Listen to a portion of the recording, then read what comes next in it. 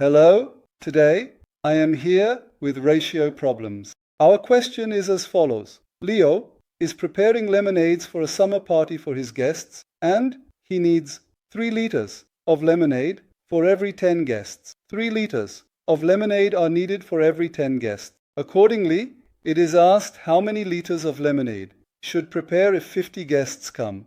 Let's write our ratio based on the given information. Our ratio is as follows. For 10 guests, 3 liters of lemonade are needed, so we can write the ratio as 3/10. We will perform calculations based on this ratio.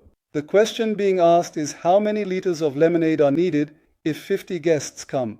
Since we wrote the number of guests in the denominator of our first ratio, we will also write the number 50, which represents the number of guests in the denominator while solving the question. Since it asks how many liters of lemonade are needed, we will write our x value in the numerator to try to solve this problem. What do we need to do here?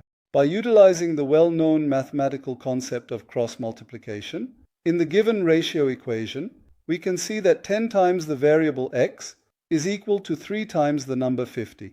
If we proceed to divide both sides of the equation by the number 10, we successfully isolate the variable x, and on the other side of the equation, we obtain the value 15 as a result of 150 divided by 10. So Leo needs to prepare 15 liters of lemonade for his 50 guests.